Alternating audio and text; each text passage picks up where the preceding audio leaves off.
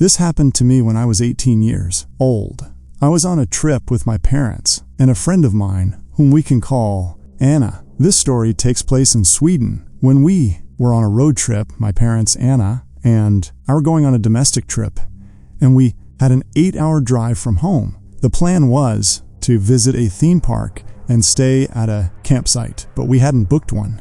The day came, and we arrived in the city where the theme park was located, but we planned to visit it the next day, so we needed a place to sleep. Since we had brought tents in our car, my dad searched online for a nearby campsite. He found one that seemed good and close by, so he called the campsite. Unfortunately, that day coincided with a big soccer tournament, and the campsite was fully booked. Since we hadn't reserved a spot in advance, there was no space left for us. My dad called round, but we couldn't find any campsites that were reasonably priced and near the theme park. Our only option was to find a camping spot in nature. We set the GPS to the nearest parking area in a forest to avoid parking fines. Eventually, we found a spot in the nature reserve. When we arrived, there were some people around, so we asked if it was okay to set up our tents there and whether it was a good place to stay. A woman who was hiking told us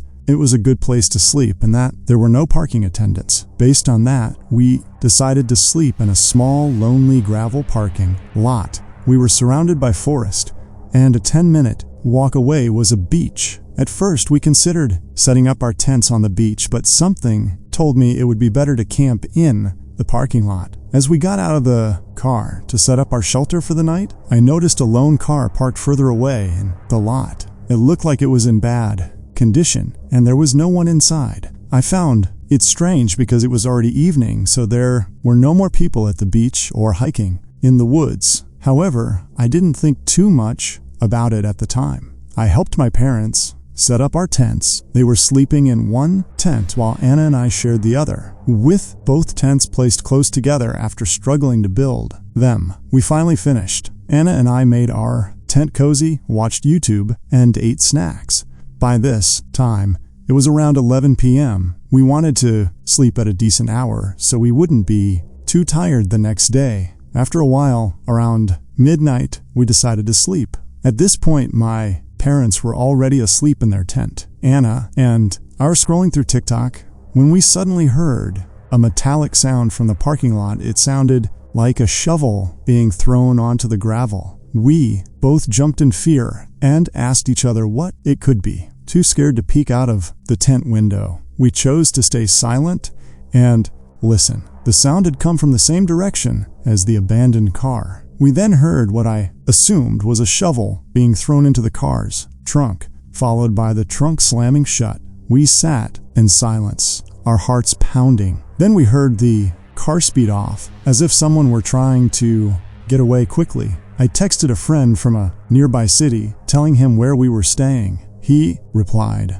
warning me that the beach nearby was known to be dangerous with organized criminals, often engaging in illegal activities. There, we had no idea about this before. When I read my friend's message, I felt cold and deeply unsettled. About 10 minutes passed in silence. After the car sped away, Anna and I started to calm down a little, when out of nowhere we heard the loudest, most blood-curdling scream from a man coming from the woods. We were absolutely horrified. I immediately texted my mom, telling her we just heard a loud scream when she didn't respond. I called her phone to wake her up. She finally answered and said neither she nor my dad heard anything. She reassured me that it was probably nothing serious, but at that moment, I couldn't think of any normal reason for someone to scream like that. Anna and I crawled onto the blankets, terrified, not knowing what was happening. Every minute felt like an hour. Even though it was midnight, we were too scared to sleep.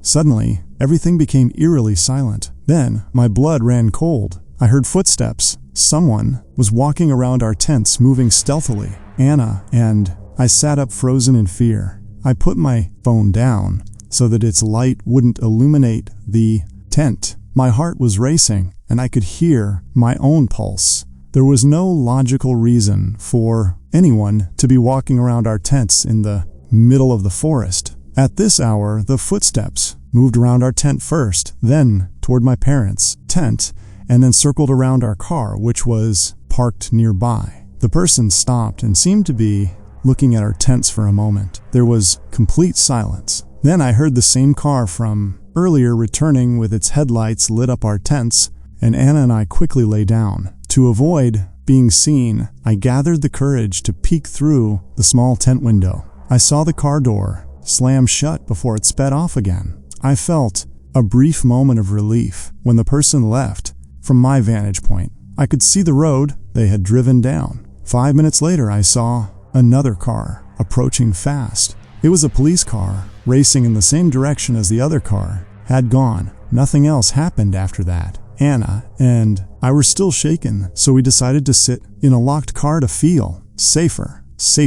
I stayed awake until around 5 a.m., keeping watch over the forest while Anna eventually fell asleep beside me. After about an hour, we went back to our tent and, out of sheer exhaustion, finally fell asleep. We woke up around 9 a.m., completely drained. I told my mom everything that happened, and she revealed that she had also heard footsteps, but when the person was near their tent, she had also heard heavy breathing, like the kind you hear in horror movies during a scary phone call. She had been tearful. Fight too. However, my dad had slept through the whole thing, so we had to tell him the story. Without hesitation, we immediately packed our things into the tents, eager to leave as soon as possible. None of us wanted to stay there any longer, despite the terrifying night. We had a good time at the theme park. Later that day, however, that evening, I decided to research the forest where we had camps. What I found made my stomach drop. Just a short time before our visit, a man had been murdered, stabbed to death due to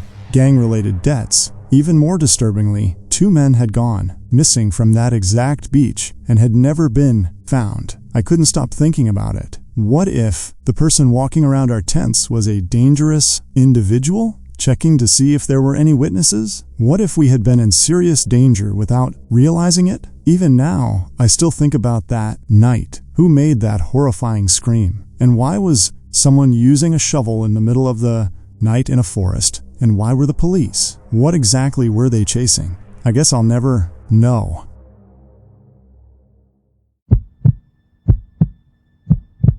This is a story that still haunts me when I think about it, even though I was so young when it happened. 6 is around the age when a lot of my childhood memories start to become clearer. I have one sibling, my older brother, Keith. Keith is 2 years older than me, so at the time he was 8. When I was 6, I had a strict bedtime, 8:30. If I didn't abide by it, or our dad caught either of us up past our bedtime, we'd be in serious trouble. Our dad was always strict with us as kids. Honestly, I don't remember if this happened on a school night or not, but I woke up in the middle of the night to Keith shaking me awake. Keith and I shared a big bedroom upstairs in the house. My parents' room was on the first floor of the house.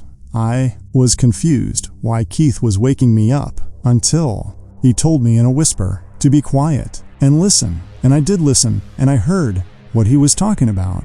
It was our mom's voice calling for us downstairs, but it was in a very quiet whisper type of voice. I was gonna get up to go answer our mom, but my brother told me not to. He said that he didn't think it was Mom. I told him to stop trying to scare me. I remember being so mad at him. He told me to go closer and listen. So I got up and went towards the bedroom door. Right outside of our bedroom door was the little hall that led to the bathroom and another bedroom that our grandma would sleep in whenever she'd sleep over. Directly to the right when you'd leave, our bedroom was the stairway downstairs, which had a door as well. I put my ear up to the bedroom door and I heard the voice clearly. It sounded like our mom's voice calling. Our names are Keith, Mikey. I said to Keith, "That's Mom," and he said, "No, it's not." Somehow, as a 6-year-old and as the little brother, I found myself being the one confident enough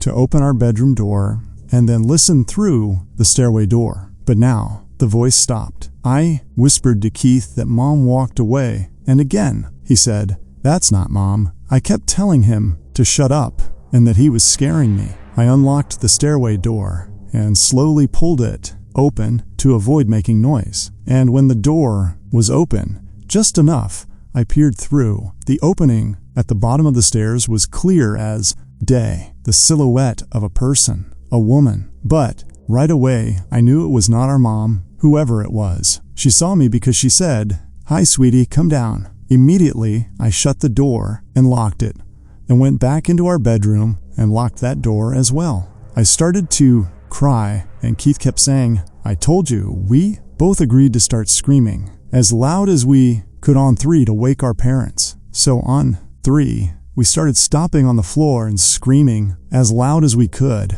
It didn't take long for our parents to barge up the stairs, pounding on the locked door. At first, our dad was pissed about the door being locked, but as soon as we let them in, they saw that I had been crying, and we were genuinely disturbed about something. They listened to us. My mom was particularly concerned after telling us she was not at the bottom of the stairs, and she was not calling our names. She asked what a woman looked like, but all we could say was we couldn't tell. Meanwhile, I remember our dad running downstairs to, I guess, look around for the woman after a bit. Our mom kissed us goodnight again, and I'm pretty sure she told us to lock the doors, which was a first. I was too young to catch on, but it seemed as if our parents knew exactly who it could have been. Keith and I looked out the window when we heard the doorbell after a while, and we saw a police car outside. We wanted to go downstairs, but we stayed put. I remember we begged to. Our parents would tell us who it was and what happened, but our parents would always say they didn't know. They would also say they're proud of us for not going downstairs. Personally, I think they did know who it was, and to save my brother and me from any kind of further trauma or fear, they just never told us. The last time I saw my parents for dinner, I asked them about it, and they still shrugged it off as some random intruder, but that never explained how that woman knew our names.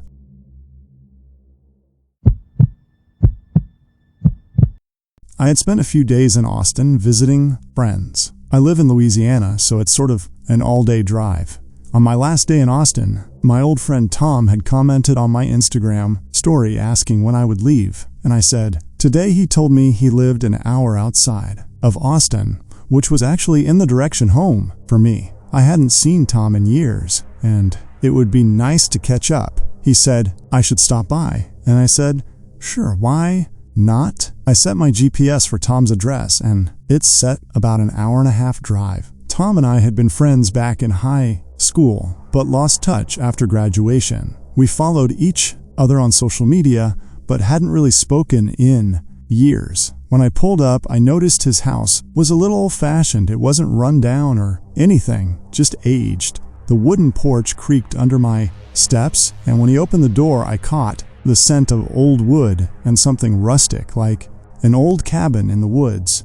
Tom was, of course, very welcoming, giving me a big hug and pulling me inside. Some friendships stay just as pure, no matter how much time passes. The inside of the house was just as old as the outside. The furniture looked like it had been around since the 70s, and every step I took on the hardwood floors led out a small creek. It felt kind of Texas, I guess. It was kind of charming in a way, like stepping back in time. We sat down in his living room, catching up on life, drinking whiskey. It was like 5 p.m. by this point. One drink turned into two into three, and before I knew it, I was pretty drunk. The warmth of the alcohol made the room feel smaller, cozier, but also heavier. Hours passed like minutes. Honestly, we were having such a good time catching up that eventually he dropped the question. I knew he'd ask, hey man, you've got a long drive back. Why don't you crash here for the night? He offered. I hesitated, but he was right.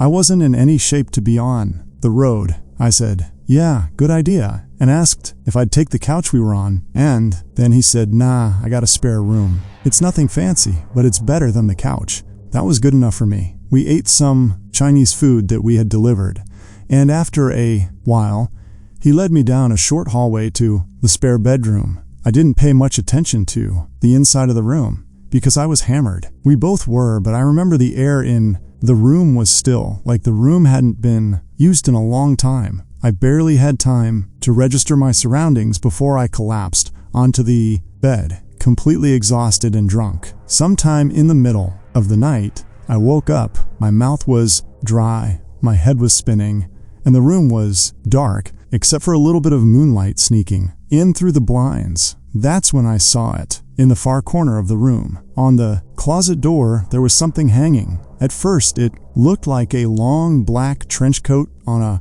coat rack, but as my eyes adjusted, the shape of it felt wrong. It had a broad upper portion, almost like shoulders, and the way it hung made it look less like fabric and more like a silhouette.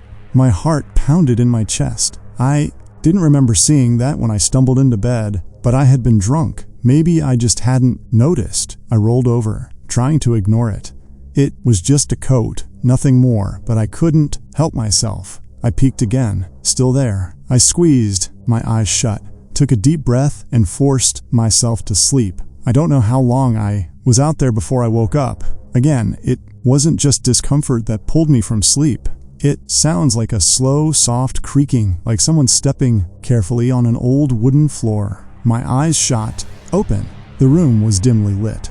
Now dawn is creeping through the blinds. I turned my head toward the corner, and my stomach dropped. The coat was gone. I sat up so fast that my head spun. My body was buzzing with a sickening mix of fear and leftover alcohol. I scanned the room, my heart thudding against my ribs. There was nothing in the corner, just an empty closet door. I threw the covers off and rushed to Tom's room. He was snoring, completely unaware of the panic storming through me. I shook him awake, which took a lot of effort, considering he was out from all that alcohol. He finally woke up, very confused, rubbing his eyes in the coat. I said breathlessly, "The one on the coat rack in the spare room." He squinted at me, confused. "What coat?" He said, "The black trench coat, the one that was hanging on the closet door." It looked like a person, almost. Tom sat up, looking more awake. "Now, I don't own a trench coat, man. I don't even have a coat rack in that room," he said. I stared at him, waiting for him to say he was messing with me, that this was some kind of joke, but his expression stayed serious. "Come, look," I said. He sighed, but got up and followed me back to the spare bedroom. I pointed to the exact spot. It was right there. I said. Tom scratched his head. He asked me if I was sure I wasn't just dreaming, but I said I know what I saw. I insisted, with my voice shaking slightly. I woke up, and it was there. Then I woke up again, and it was gone. I said. We stood in the room for a few moments, both of us feeling the same eerie silence pressing in on us. Tom finally exhaled and shook his head, agreeing we should check the house, just in case. We searched every room, every closet, every corner, nothing. No signs of forced entry, no weird coats hanging anywhere. Nothing could explain what I saw. Eventually, Tom tried to convince me that maybe I had been in some kind of half-dream state, seeing things that weren't there. I wanted to believe that. Really, I didn't want to think about the alternative. As soon as the sun was fully up, I grabbed my stuff, said goodbye, and hit the road. I almost felt guilty leaving him alone after that. The whole drive back to Louisiana, my mind kept circling back to that moment, waking up to that coat, like a figure staring at me from the corner, the way it had just gone in the morning. Maybe Tom played a cruel prank on me, but to this day, he's never admitted to anything, so I doubt that. Or maybe, just maybe, there had been someone in that house watching me sleep, and they decided to leave before morning came.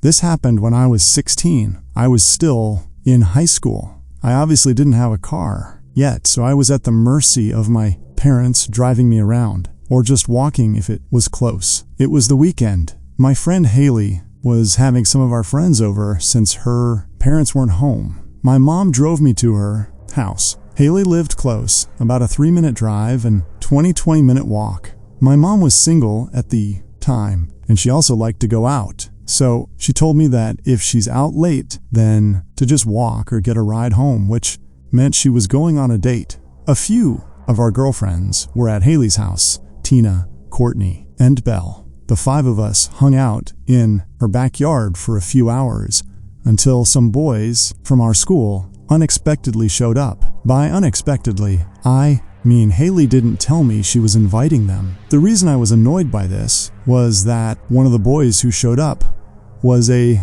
boy I had some annoying history with and didn't really want to see. Haley thought she was being cute and sneaky by inviting him there against my knowledge because she, for some reason, wanted him and me to work things out. It was just awkward mess. There were 4 boys and 5 girls, including me. So eventually I just decided I wasn't really feeling it. So after a while, I left. I'm sure after I left, some of the others started to leave shortly after because it was already late. But I just didn't want to be around those boys. I made sure to let Haley know how pissed off I was over texts as I was walking home. And she kept saying, "OMG, come back." She apologized and I forgave her, but I still just wanted to go home. I walked for like 5 minutes until I slowed down. I thought I heard footsteps behind me, and when I slowed down, I confirmed. I heard footsteps that weren't mine. I turned around, and there was a middle-aged man with a hood up over his head and his hands in his hoodie pocket. He was smiling, looking at me, and said, "How are you doing?" I responded hi, and just turned and kept walking. We were in the suburbs. People are walking around. It's not unheard of. Even if it was late, 5 minutes passed, and every time I'd glance around, that man would still be behind me more or less the same distance away, maybe a little closer. Each time I looked, it was not a straight path home. I'd have to make multiple turns onto intersecting roads to get to my house, and each turn I made, he was still there. I was texting my friends about it, and then the man from behind me said, "Isn't it such a nice night? Love this weather." I replied back, "Yeah," and that was it. I started walking just a bit faster, but not enough to draw suspicion like that. "I'm running away." The man spoke again, and every time he opened his mouth, part of me died a little more inside. Like, why was he talking to me? Why was he following me? He asked, "Are you from the neighborhood?" I replied, "Number." I was making my answers short and firm. The man chuckled. I started asking all my friends for help to send one of the guys to come me up. Ironically, the boy whom I was trying to avoid was on his way to come get me. I'll just nickname him Brandon. The man behind me then said something that changed everything. He said, "I'm not going to hurt you. You live by the elementary school, right?" I turned around, and he stopped in his tracks. He was still smiling, but now his smile seemed more disingenuous, more sinister. I screamed, "Leave me alone," and started to run. I heard the man running behind me, catching up to. At that point, it was my life on the line, so I started screaming bloody murder. I started screaming, "Help me," for everyone in their houses to wake up and hear. The man dropped his nice guy facade and said, "Shut up, you little bitch." My screams definitely scared him off because he obviously didn't want a bunch of witnesses about to come out of their houses. He ran away into the darkness, and I saw some lights in the houses around me turn on. One couple came out of their house, and I explained I had almost been kidnapped. I stayed there in front of their house until Brandon arrived to pick me up. He drove me home. It was only like a 1-minute drive after that. My mom wasn't home. She was out, and she wasn't answering my texts. I didn't want to be alone, so I invited Brandon in to stay the night. I know he was the happiest camper alive, but it didn't end there. We were up late, just talking and reminiscing about old times when we both heard footsteps circling the house. My room in that house was upstairs, facing the backyard. We heard the gates of the backyard opening. My mom would never enter through the backyard, so something was off. I held back from yelling, "Out, Mom," and instead Brandon and I just looked out the window, watching. We didn't hear any more sounds. We were expecting to see someone walking around the yard, but instead we both heard a man's voice say, "I see you up there." I let out a very audible gasp, and I stepped away from the window. Brandon yelled out something along the lines of, "We're calling the cops." "You pussy freak." That's exactly what we did. The fact that this man knew where I lived means he probably knew who I was. What if he knew I was going to Haley's house? Brandon did a lot of the talking on the phone with 911. Looking back, I know he tried really hard to be the man in this situation, and I appreciated that. I was honestly so happy he came inside. The cops showed up, and their presence just made me feel safer. Even just giving them a description of this man made me feel better, like at least something was done. My mom got home soon after, and she was just as freaked out as I was. They kept a police car parked on the block for a few hours as a deterrent. Thankfully, from then on, I didn't do any walking at night. I was even scared to go into our backyard after that. My mom had to have her uncle come over and install an entire security camera system. He made no effort to hide them. They were on full display to deter that creepy man and any other creep from coming to that house. I'm glad to say that the story ended there, because this incident also prompted my mom to sell that house about a year later, just because she hated seeing me living in constant fear in that house. We never found out who that man was.